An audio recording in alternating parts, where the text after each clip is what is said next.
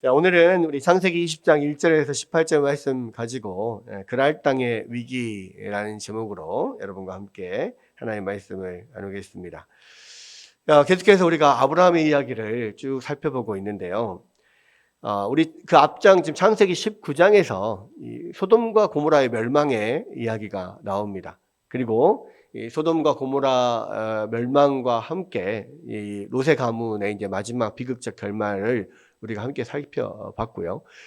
그리고 다시 이제 아브라함의 이야기로 넘어오는데, 사실 이제 아브라함의 이야기는 이 19장의 소돔과 고모라 이야기가 나오기 전에 18장에서 이 하나님과 천사들이 아브라함을 찾아오죠. 그리고 아브라함에게 몇 가지 목적을 가지고 찾아오시는데, 첫 번째는 아브라함에게 많은 약속을 하시고 또 여러 가지 표징도 보여주셨지만, 아브라함과 함께 마지막 언약 조인식을 하는 언약의 식사는 한 번도 한 적이 없어요. 그런데 하나님께서 그 아브라함에게 주신 약속의 어떤 마지막 도장을 꽝 찍기 위해서 언약 조인식을 하시러 오십니다. 그게 이제 아브라함과 함께 식사를 하는 거죠. 그리고 또 한 가지 목적이 있었습니다. 그게 바로 부족한 사라의 믿음을 더 굳건하게 하기 위해서요. 왜?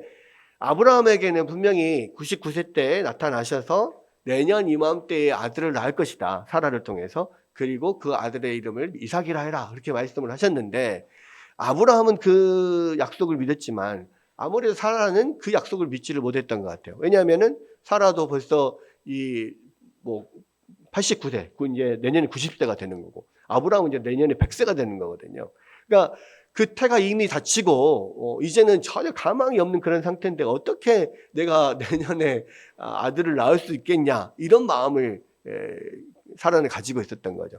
그래서 이제 하나님이 직접 오셔서 사라가 어디 있느냐 물으시고, 장막대에 있습니다. 그러니까 사라에게 내년에 이맘때 아들이 있을 거다, 분명히 사라의 듣는 데서 말씀을 하셨고, 사라가 장막대에서 그 이야기를 들으면서 아이고, 말도 안 되는 소리, 어떻게 내가 이런 늙은 사람이 아들을 낳을 수 있어, 이런 마음을 갖고 웃으니까 하나님께서 너가 분명히 웃었다, 그러면서 네 아들을 분명히 낳을 거고 그 이름을 웃음, 이삭이라 해라, 이렇게 말씀을 하시면서 다시 한번 사라에게 분명한 약속을 주시는 거거든요. 그리고 나서 이제 아브라함에게 지금 소돔과 고모라를 지금 멸망시키려고 천사들이 지금 보낸다라는 말씀을 하시면서, 아브라함이 이제 사실은 그 소돔에 사는 롯을 생각을 했겠지만, 롯뿐만 아니라 하나님께서 그 안에 의인이 50명만 있으면 그 의인과 악인들을 함께 멸하시겠습니까? 그러니까 하나님께서 그러면 그렇게 멸하지 않겠다라고 이야기를 하면서 결국 하나님하고 계속해서 이렇게 이야기를 하면서 마지막 의인 10명까지, 10명이라도 있으면 내가 소돔과 고모라를 멸하지 않겠다 약속을 하시잖아요. 그러니까 그만큼 그 아브라함은 정말 하나님 앞에서 또 신실하게, 또 이 모든 사람, 그 악한 자들이라도 그들을 위하여서 하나님 긍휼을 베푸시고 또 그들에게 어떤 의를 베푸시도록, 의를 하나님께서 잃지 않으시도록 간구하고 이렇게 중보하는 그런 역할들을 했다는 말이에요. 근데 그렇게 하고 이제 19장에 소돔과 고모라의 멸망이 있은 다음에 20장으로 넘어옵니다. 근데 이제 문제가 뭐냐, 18장에서 그렇게 정말 하나님 앞에 칭찬받을 만한 그런 믿음을 가지고 있었던 아브라함인데, 20장에 오니까요, 그 믿음이 전혀 보이지 않는 거예요. 지금 그랄 땅에서 결국은 아브라함이 자기 아내를 또 자기 여동생이라고 속여서 그랄 왕 아비멜렉에게 지금 사라를 빼앗기는 그런 일이 지금 일어나는 겁니다. 그러니까 아니, 그렇게 지금 이 믿음이 아주 충만했던, 그리고 하나님이 나의 벗이라고 말할 만큼의 그러한 믿음의 사람, 믿음의 조상 아브라함인데 20장에 오니까 갑자기 옛날 처음 초창기의 아브라함의 그런 믿음하고 비슷하게 또 돌아가 버리는 거예요. 왜냐하면 아브라함은 이미 자기 아내를 여동생이라고 이렇게 칭하면서 애굽 땅에 갔다가 애굽 왕 바로에게 그 아내를 빼앗긴 전력이 있습니다. 그러죠?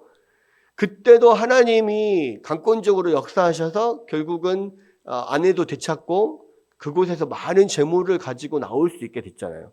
그런데 여러분, 그게 몇 년 전입니까? 거의 20년 전, 25년 전이에요. 근데 그동안에 얼마나 많은 하나님의 놀라운 역사를 경험을 했고, 하나님이 그동안 몇 번을 나타나셔서 하나님께서 아브라함에게 대해서 계속 그 약속을 하시고 표징을 주시고 심지어 언약 조인식까지 하나님이 인간의 몸을 입고 일시적으로 오셔서 아브라함과 함께 언약의 식사를 하는 그런 일까지 아브라함은 경험을 했단 말이에요. 온 세계 모든 인류의 역사 가운데 하나님과 함께 식사하고 함께 언약 조인식을 한 사람은 아브라함이 유일합니다. 여러분, 그렇게까지 25년 동안을 거의 이 아브라함의 그런 믿음을 계속해서 연단시켜 왔던 그런 역사가 있는데요. 갑자기 20장에서 초창기 때하고 비슷하게 또 돌아가 버려요. 여러분, 지금 이 20장은요, 아브라함이 99세 때, 지금 내년이면은, 사라를 통하여서 내가 아들을 낳게 하겠다라고 하나님께서 약속하시고, 그리고 소돔과 고모라의 멸망도 있고, 뭐 그런 여러 가지 일이 있던 그런 때란 말이에요. 그런데, 지금 그러한 상황 가운데서 또 옛날과 같은 실수를 하다가 그 약속의 아들을 낳을 사라를 지금 아비멜렉에게 빼앗겨버리는 그런 상황이 지금 되어버린 거예요. 그러니까 하나님의 약속 자체가 흐트러져 버린, 이게 약속이 이루어질 수 없는 그런 상황이 지금 되어버리는 거란 말이죠. 여러분, 왜 갑자기 아브라함의 믿음이 이렇게 무너졌을까? 그리고 왜 성경 기자는 이삭을 하나님께서 약속하신 그 약속 이후에 바로 1년 뒤에 이삭을 낳는 장면을 이어서 이야기하지 않고 이 그랄 땅에서 아브라함이 믿음이 무너지는 것을 굳이 여기다 기록을 했을까? 이런 것들을 우리가 생각해 볼 필요가 있어요. 여러분, 우리가 이 지금 20장을 통하여서 우리가 기억해야 될 게 뭐냐면, 아무리 우리가 신앙의 연륜이 오래돼도 결코 죄에서 자유롭지 못하다는 거예요. 여러분, 아브라함이 25년 전에 지금 부르심을 받았습니다. 그리고 25년 동안 계속해서 하나님께서 역사하시는 것을 경험하면서 그 믿음이 연단되었어요. 그리고 내년이면은 그 하나님의 약속의 열매인 아들을 낳을 것이 이미 약속이 된 그런 상황이에요. 그런데도 아브라함은요, 25년 전과 똑같은 죄를 범해요. 뭡니까? 자신의 안전을 도모하기 위해서 자기 아내를 누이 동생이라고 속여서 사람들에게 속여서 자기의 안전을 얻고자 하는 거죠. 여러분, 이 말씀을 통해서 우리가 지금 생각해야 될 게 뭐냐면요, 우리가 모든 사람이 아무리 신앙의 연륜이 오래돼도 그 죄에 대해서 안전하지 못하다는 것과, 또 하나는 누구든지 특정한 죄에 약한 부분이 있다는 거예요. 아브라함은 모든 면에서 믿음이 아주 충만한 사람이었어요. 아브라함은요, 물질적인 부분에 있어서는요, 전적으로 하나님을 믿었습니다. 그렇기 때문에 사실은 소돔 왕을 잡혀가고 그 연합군에게 의해서 전쟁에 져서 소돔 왕과 그 모든 백성들과 롯이 잡혀갔을 때 아브라함이 쫓아가서 사병들을 이끌고 그들을 다 구해서 데리고 왔잖아요. 그랬을 때 소돔 왕이 뭐라고 합니까? 모든 전리품들은 네가 다 가져가고 백성들은 나한테 돌려줘라, 이렇게 이야기를 하거든요. 그랬을 때 아브라함은 둘도 생각하지 않고, 야, 백성도 재물도 다 가져가. 너 때문에 내가 부자가 됐다라는 말 듣기 싫으니까 너 다 가져가. 오직 나에게 복을 주시는 분은 하나님이야. 그렇게 이야기를 했다는 사람이란 말이에요. 그러니까 재물에 대해서는 아브라함은 철저히 하나님을 믿었어요. 또 롯과 그 자기의 그런 그 목동들이 서로 이렇게 다툼이 생겼을 때 롯에게 네가 원하는 대로 네가 가장 좋은 것을 네가 선택해라. 그러면 나는 반대로 가겠다. 그래서 롯이 풍족해 보이는 이 요단 동편의 소알 땅 그쪽으로 향해서 가고 자기는 척박한 그런 유대 산지에 남았잖아요. 왜 그랬습니까? 눈에 보이는 풍요한 것을 내가 붙잡지 않아도 하나님이 나에게 그 모든 것을 주실 거라고 하는 확신이 있었기 때문에 그래요. 그거는 애굽에서부터 시작해서 계속해서 경험하고 있는 겁니다. 그러니까 아브라함은 적어도 재물에 관련돼서는 모든 물질적인 축복은 하나님이 주시는 것이라는 믿음의 확신이 있었어요. 그건 외에도 여러 가지 믿음의 확신이 있습니다. 그런데 한 가지 믿지 못하고 한 가지 확신하지 못하는 게 있어요.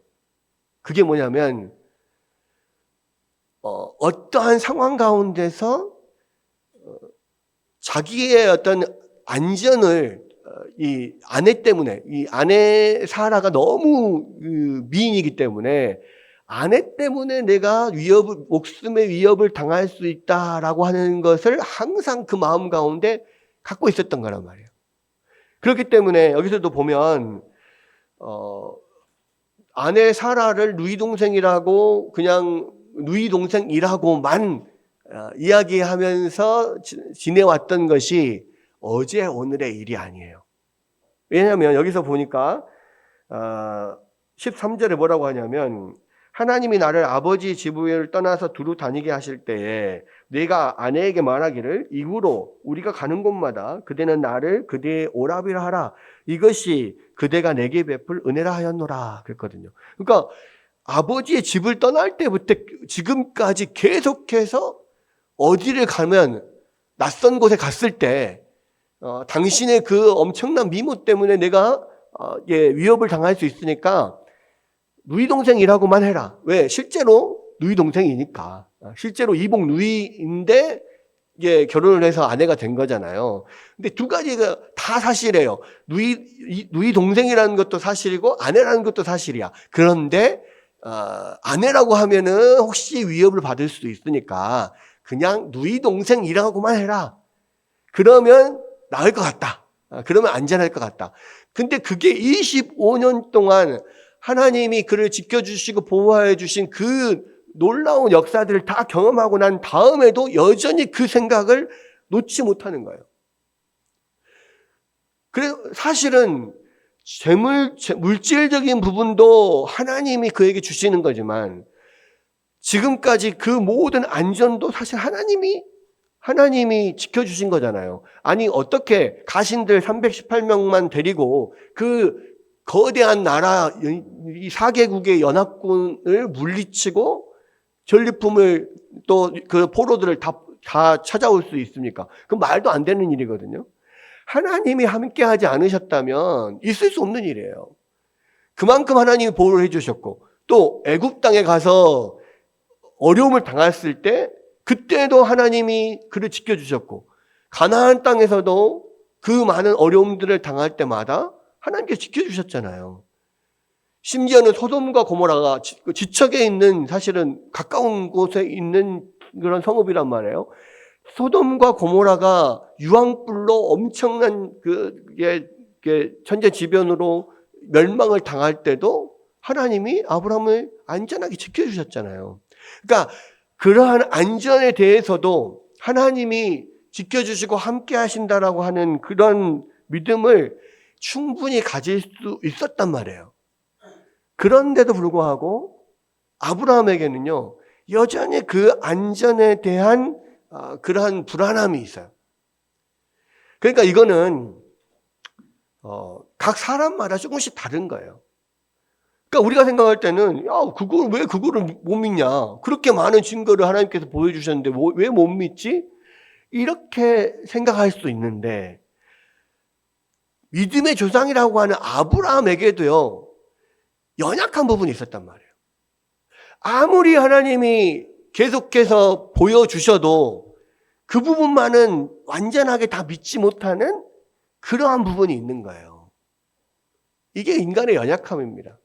여러분, 우리 가운데도요, 마찬가지입니다. 어떤 사람들은 뭐 특정한 부분에 모든 것은 다 괜찮은데 딱 특정한 부분만 되게 믿음 없이 그냥 믿지 못하는 경우가 있어요. 예를 들어서 어떤 사람은 재정적인 부분에 대해서 믿지 못해요. 하나님이 나에게 모든 먹을 것과 입을 것을 마실 것을 채워주신다 라고 하는 것을 믿지 못하면 어떻게 됩니까? 하나님 앞에 헌금을 드리고 11조를 하고 하는 데 있어서 인색하게 돼요. 하나님이 약속을 하셨거든요. 왜? 11조를 하고 하면 내가 곳간에 마르지 않게 채워준다라고 약속을 하셨거든요. 말라기 선지자가 그것을 이야기를 하잖아요. 근데 왜 너희들은 11조를 안 하느냐? 왜 떼먹느냐? 왜 도둑질을 하느냐? 이렇게 이야기를 해요. 여러분, 11조 같은 경우는요, 헌금이 아니에요. 하나님의 것을 하나님께 그냥 돌려드리는 거고, 그것이 만약에 그것을 내가 건드리는 것은 도둑질이에요. 왜? 그 말라기 선지자 그렇게 이야기를 했다고. 근데 왜 그렇게 이야기하냐면, 그것이 하나님이 나에게 주시는 풍요와 물질을, 이런 것들을 주관하신다고 하는 믿음의 고백이기 때문에 그래요. 그게 됐을 때, 여러분, 우리가 하나님이 나의 모든 재정, 물질을 주관하신다는 것은 그것을 믿음의 고백이 되는 거거든요. 근데 그게 안 된다는 것은 어떤 거냐면, 그러한 물질에 대한 하나님의 주권을 내가 여전히 인정하지 못한다는 거예요. 그러니까 그 부분에 대해서 굉장히 연약한 사람도 있어요. 어떤 사람은요, 이 명예나 권력이나 이런 쪽에 연약한 사람들이 있습니다. 그래서 모든 경우에 있어서 자꾸 자기의 어떤 얼굴을 내고 자기가 좀 이렇게 높아지려고 해요. 그것을 위해서는 거짓말도 불사하고 뭐 여러 가지 꼼수를 쓰기도 하고 그래요. 근데 그것이 자기의 연약함이라고 잘 알지를 못해. 여러분, 성경은 뭐라고 이야기합니까? 하나님 앞에 하나님을 높이고 나를 낮추는 자를 하나님께서 들어 쓰신다 그랬어요. 스스로를 높이는 자를 하나님이 낮추시고 하나님 앞에 자기를 낮추는 자는 하나님이 높이신다 그랬거든요. 여러분, 그런 것을 온전히 믿지 못하기 때문에 자기가 스스로 뭔가를 자기 자신을 자꾸 나타내려고 해요. 여러분, 이 체면 같은 경우도 마찬가지죠. 굉장히 그런 다른 사람에게 보이는 어떤 그런 것들을 중요하게 생각하는 그런 사람들도 있어요. 그러니까 그런 것들 때문에 계속해서 넘어지는 거예요. 어떤 사람은 성적인 면, 이런 면들에 또 굉장히 연약해서 넘어지는 사람들도 많아요. 다른 거는 다 괜찮은데요. 그게 약한 거야. 여러분, 사실은 믿는 사람들 뿐만 아니라 우리가 뭐 정치인들이나 또 유명한 셀럽들, 유명한 사람들을 이렇게 보면 정말 괜찮거든요. 되게 인격자고, 괜찮아요. 근데 그런 사람들이 느닷없이 그냥 어떤 성적인 면이나 이런 면에 걸려서 넘어지고 패가망신하고 그런 경우도 되게 많거든요. 여러분, 유명한 이 기독교 저자인 포스터인가요? 그 사람이 쓴 책이 있습니다. 돈, 섹스, 권력이라고 하는 책이 있어요. 그러니까 돈과 성과 권력인데 그 내용이 어떤 거냐면 사람들은 연령대에 따라서 가장 연약한 죄적인 부분이 있다는 거예요. 그래서 20, 30대 젊었을 때는 성적인 부분에 약하다는 거죠. 성적인 죄에 걸려 넘어지기 쉽다. 그 다음에 이제 한 40, 50대 중년 정도 되면 뭐에 가장 약해지냐면 돈에 가장 약해진대요. 아무래도 이제 돈이 많이 필요하고 많이 들어갈 때니까 그럴 것 같아요. 그 다음에 60, 70대가 되잖아요. 그러면은 성적인 것도 돈도 다 필요 없어요. 마지막 하나 남은 것이 뭐냐? 명예와 권력. 여기에 연약해져서 그래서 넘어지고 쓰러지는 경우가 많다는 거예요. 그게 이제 그 사람의 이야기인데, 일면 맞습니다. 그러니까 우리가요, 연령대에 따라서 연약한 죄가 있고, 한편으로는 각 사람마다 특징적으로 연약한 부분이 있다는 거예요. 그것은 믿음의 조상이라고 하는 아브라함도 그것은 안전하지 못하다는 거죠. 아브라함은 다 좋았습니다. 그런데요, 이 안전에 대한 부분만큼은 아내 때문에 내가 생명의 위협을 당할 수 있다라고 하는 이 부분만큼은요, 어찌 보면 그 아브라함 인생의 절정인 믿음의 열매, 마지막 약속의 열매를 받는 이삭을 낳을 때까지도 이 부분이 해결이 안 됐던 거예요.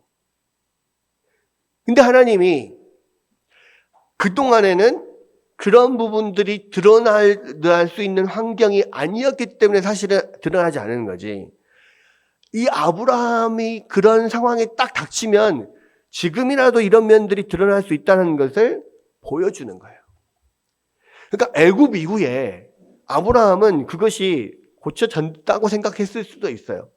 그런데 그것이 드러나지 않았던 것은 그런 환경이 안 됐기 때문에 안 드러난 거야. 그러니까 하나님이 그런 환경으로 아브라함을 몰아넣습니다.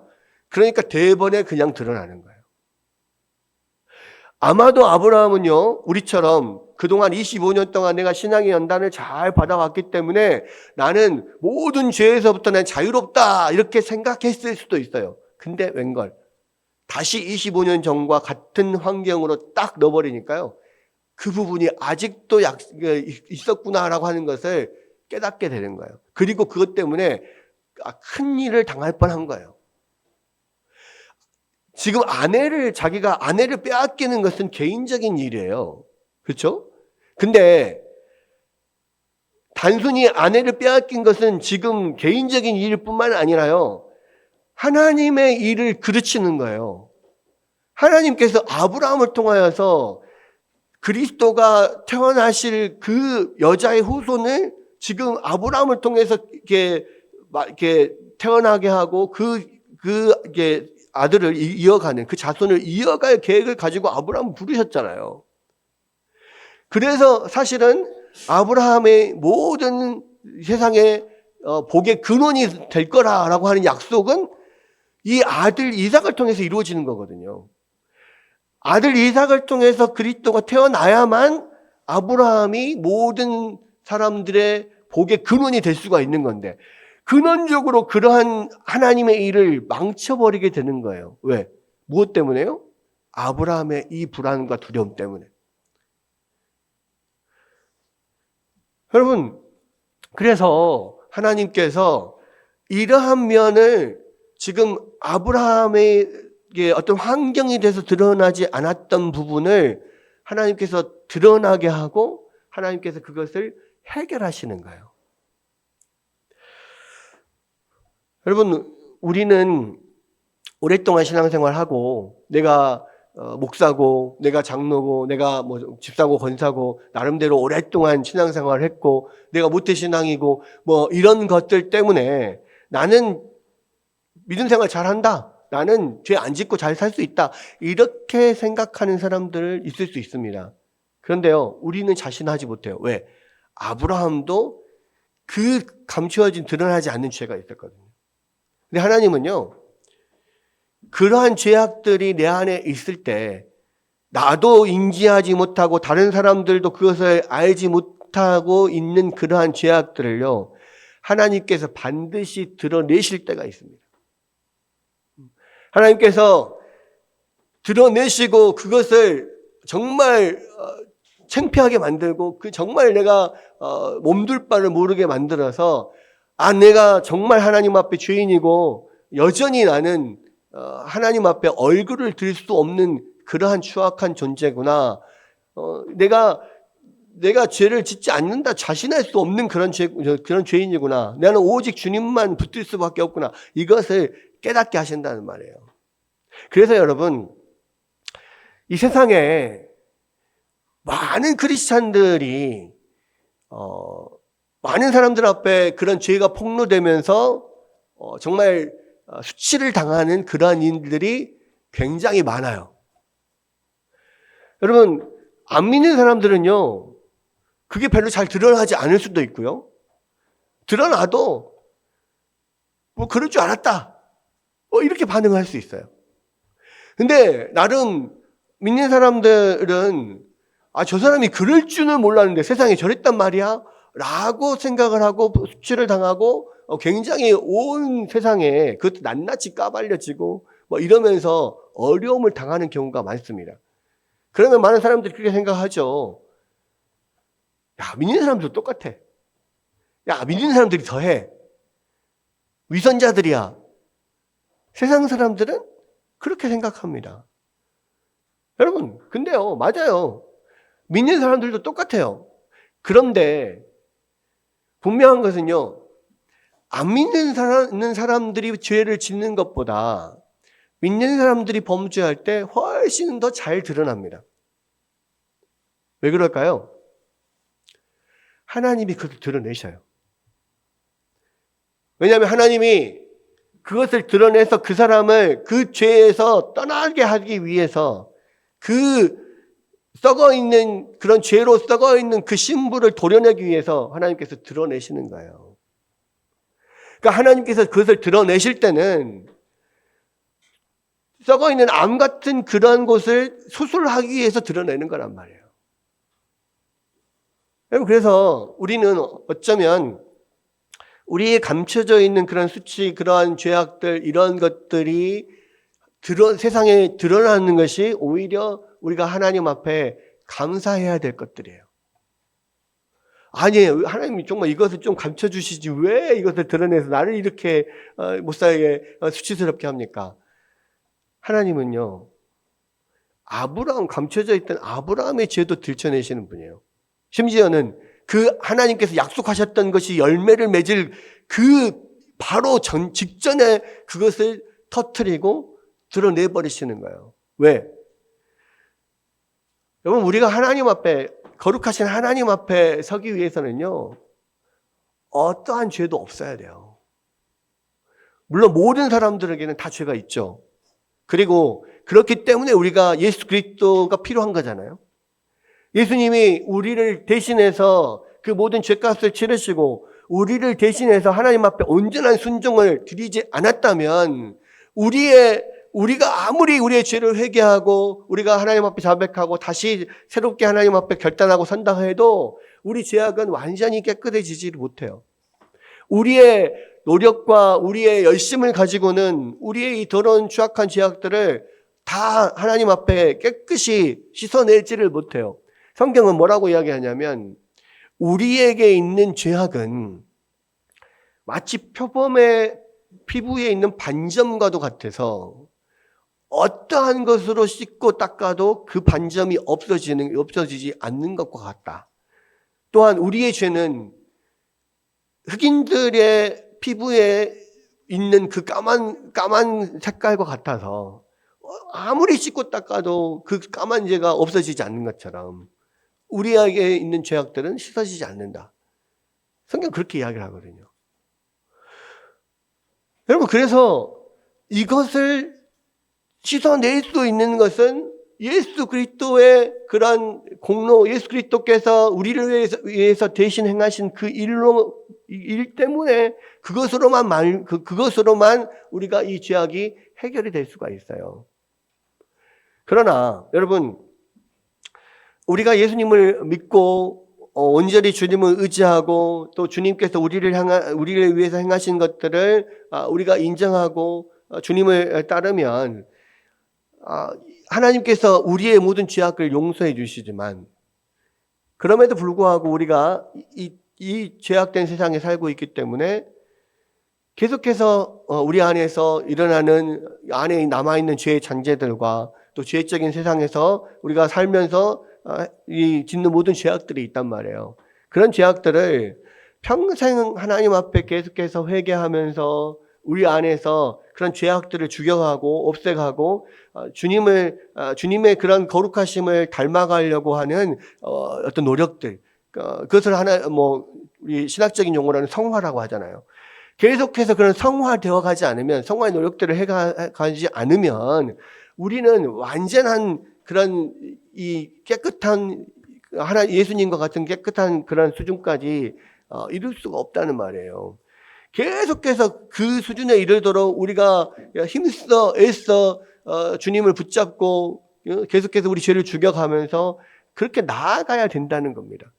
우리는 예수님을 믿었기 때문에 모든 죄 다 씻음 받았어. 그러니까 더 이상 나 죄 짓지 않아. 이렇게 해서는 우리가 완전함에 이를 수 없다는 거예요.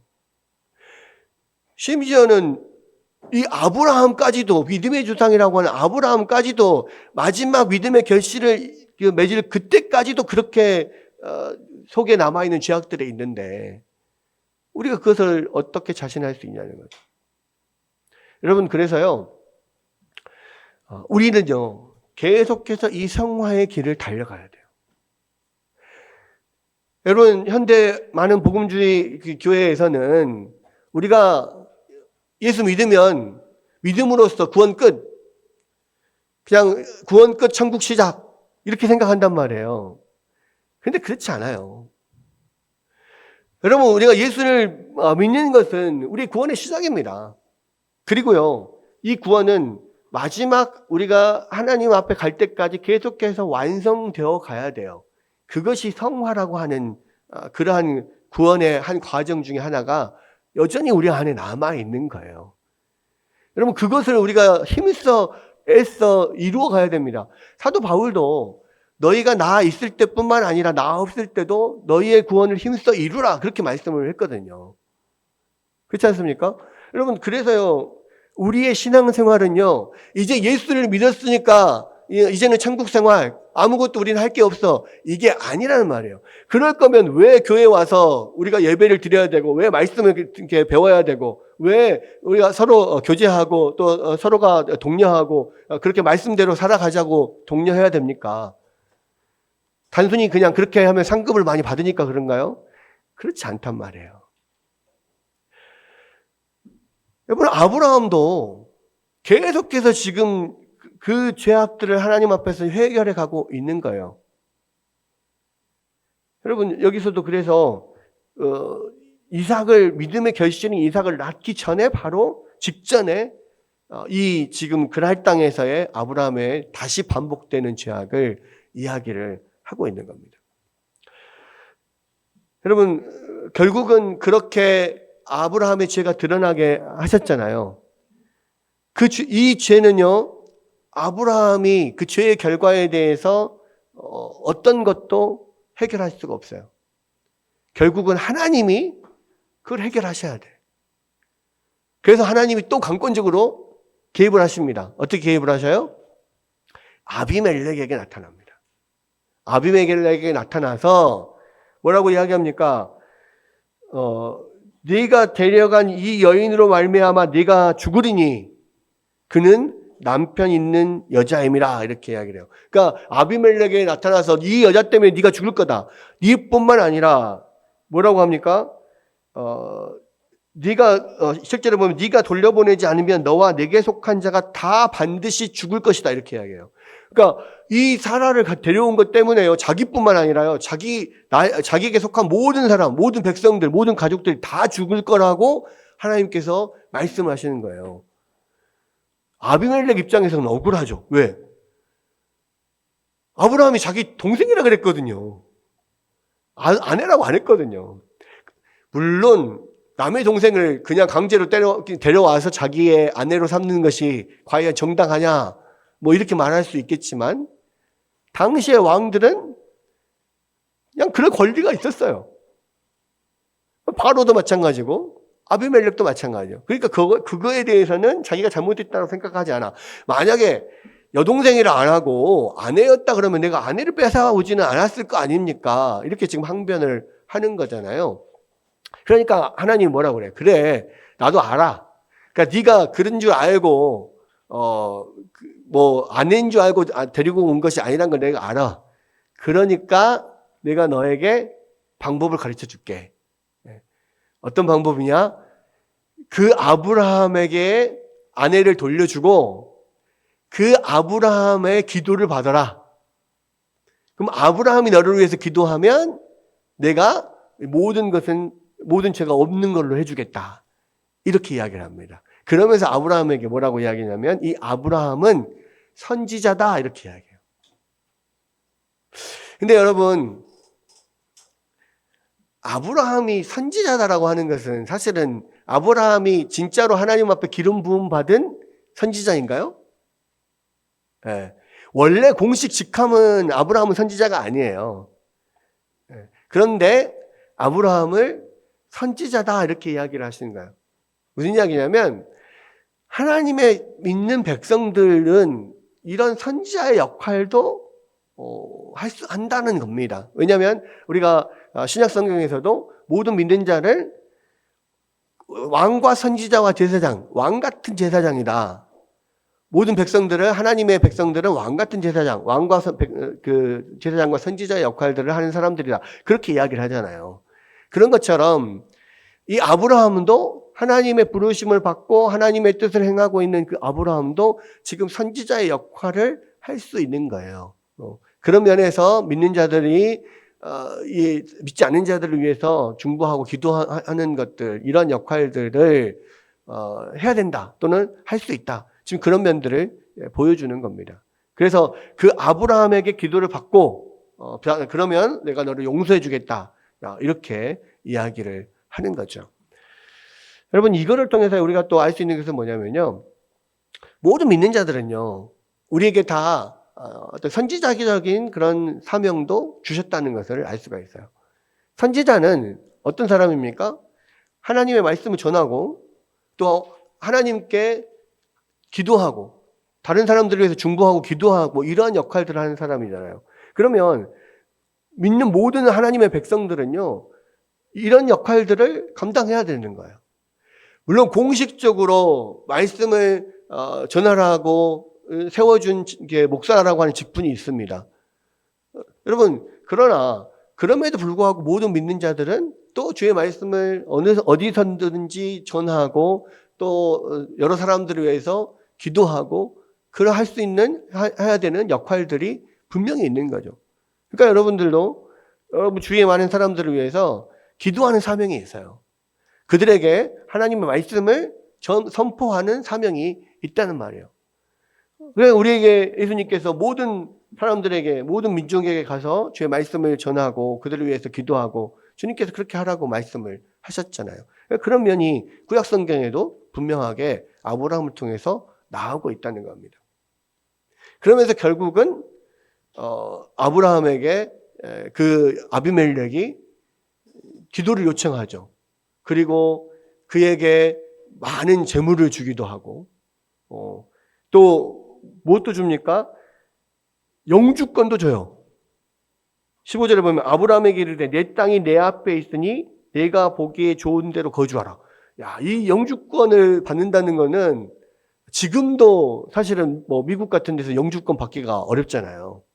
근데 한 나라 안에서 공식적으로 네가 여기에서 네 마음대로 네 좋을 대로 살아라라고 왕의 어떤 그런 명령을 통해서 이 권한을 받잖아요.